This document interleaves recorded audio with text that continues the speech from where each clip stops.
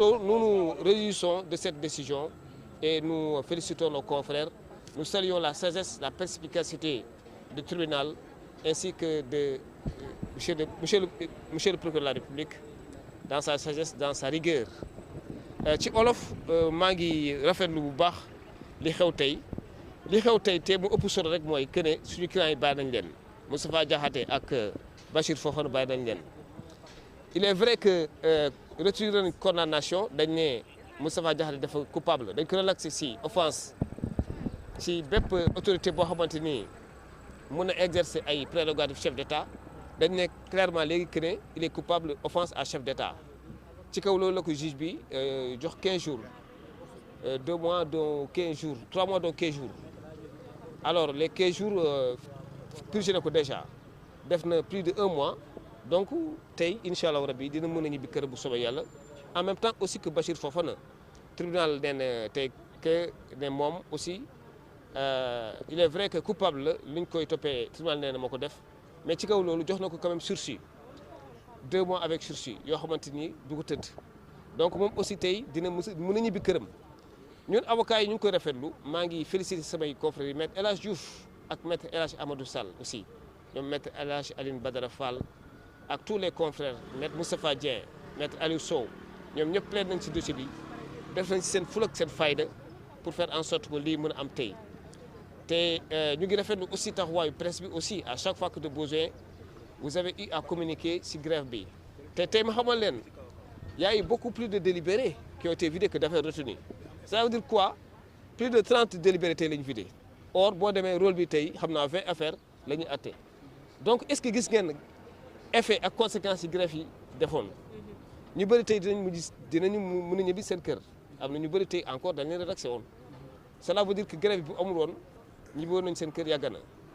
li ñuy rafetlu rek mooy que ne il faut ñu xoolaat texte yi parce que lii aussi war nañ ci jël benn exemple benn leçon c'est-à-dire qu'il y a un vide juridique code procédure pénale ak code pénal dafa war prévoir benn disposition boo xamante ne nii au cas où greffier bu amee ñu mën a am benn alternative bu permettre aussi ñi war a atte ak ñi ñu war a bàyyi ñu bàyyi leen pas tout le temps rek ñu bàyyi leen si kaso bi en attendant greffier yi di jeex wala. ministre bi maa ngi rafetlu sagesse am ak président tribunal ak procureur tey ils ont fait recours à des greffiers qu'ils ont réquisitionnés ñooñu ñoo ñëw tey mot na 10 greffiers donc audience yëpp tey dina am te incha allah rabi aussi bi may wax ak yéen ni audience su Fadou Fall léegi war nañ ko mën a jël léegi ci kanam tuuti parce que tribunal militaire moo am benn greffier boo fa nekk kooku bu pare mooy ñëwaat chambre criminelle cour d'appel ñu jël dossier bi maak El Hadj Diouf ak sama yeneen confrères maître Aïssatou Ba ak maître Hadi Sène maître Massamba Ndiaye ak maître Ndiogou Ndiaye ñu ngi rafetlu bu baax vraiment décision tribunal bi et puis ñu ngi ñaanal ñi des aussi si prison bi te defuñu dara yoon mën leen bàyyi ñu ñibbi seen kër jërëjëf. Voilà mon excellent confrère El Hadj Diouf que j'étais en train de féliciter tout à l'heure pour la pertinence de son travail et la prière de merci.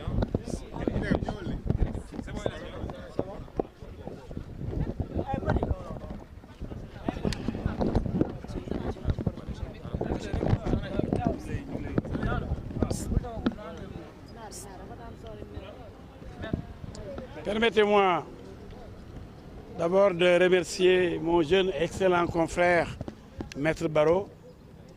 Merci, confrère. Qui a toujours su montrer sa compétence et son dévouement. Merci. Aujourd'hui, c'est la fin de la prise d'otage. Nos clients Bachir Fofana et Moustapha Diakhaté ont été jugés sans verdict. Très longtemps, ils sont restés embastillés de façon illégale, donc détenus illégalement pour cause de grève. La grève n'exclut pas de donner le verdict. Mais on considère que nos clients Moustapha Diakhaté et Bachir Fofana étaient des otages. Parce qu'au moment où on refusait de vider leur délibéré, le tribunal donnait des verdicts. Donc, il y a eu discrimination. Nous dénonçons avec la dernière énergie cette façon de faire, cette prise d'otage d'hommes politiques et de chroniqueurs. C'est inacceptable. Ça viole les droits de l'homme. Absolument. Les citoyens ont le droit d'être jugés. Et s'ils sont jugés, le verdict doit tomber. Et ce verdict a tardé à tomber. C'est ce que nous déplorons aujourd'hui. C'est inacceptable. Maintenant, vous avez vu, Moustapha Diakhaté 15 jours, alors qu'il a fait plus d'1 mois là-bas. Bachir Fofana, 2 mois sursis. Pourquoi donc les envoyer en prison? Pour 15 jours et 2 mois sursis. C'est parce qu'ils n'ont rien fait. Ils n'ont absolument rien fait. Et d'ailleurs, Moustapha Diakhaté a été relaxé pour le délit qu'on a créé, qui n'existe pas dans le code pénal, d'offense à une personne, etc. Ça, c'est par rapport à des prérogatives, en fait, déléguées par le président de la République. Le président n'a délégué jusqu'à présent aucune de ses prérogatives, depuis qu'il a été installé à l'avenue au palais Léopold Sédar Senghor. Je dis et je le maintiens, je défie le parquet, qu'ils me disent quelles sont les prérogatives déléguées à qui que ce soit par le président de la République depuis qu'il a été installé au pouvoir. Ça n'existe pas. Qu'on arrête donc d'arrêter les gens pour ce délit qui n'existe pas encore. Le président Diakhaté, Bassirou Diomaye Diakhar Faye n'a jamais délégué des prérogatives à quelqu'un ici. Qu'on arrête d'arrêter les gens en disant que oui, pour délit d'offense à quelqu'un qui aurait une partie ou telle de tout de les prérogatives du chef de l'État. Ça n'existe pas encore dans ce pays-là. Qu'on arrête d'arrêter les gens pour ça. Vraiment, je lance un appel au parquet d'arrêter cette façon de faire. Ce n'est pas possible. Ensuite, l'avance au chef de l'État, nous allons faire appel. 15 jours. Parce que nous considérons que Moustapha Diakhaté n'a offensé personne. Le terme qu'il a utilisé n'est pas injurieux. Les gens ne parlent pas bien le français dans ce pays-là. Quand on utilise des termes français, ça dérange. Et quand on utilise des termes wolof, ça dérange. Quand il a dit Alkou, on l'a envoyé en prison. Mais pour des mots qui sont sujets à interprétation, à discussion, on envoie les gens en prison. Arrêtons cela, c'est pas possible. C'est ce que je voulais dire aujourd'hui. Mais li am tey mooy sunu clients yi muy Bachir Fofana ak Moustapha Diakhaté bàyyi nañ leen ginnaaw ñu téyewoo leen téye boo xam ne jaarul ci yoon ñu mel ne ay otage boo ñu téye napp leen dugal leen bërëb bañ leen a génne. C'est inacceptable. Kon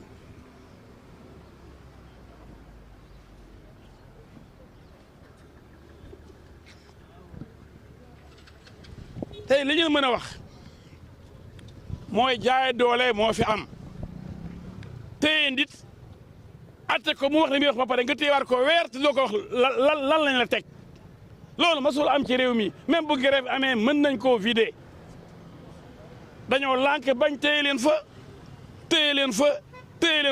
ci booba noonu ñu ngi atte ñeneen di leen jox seen verdict loolu mooy discrimination mooy bañ a yemale.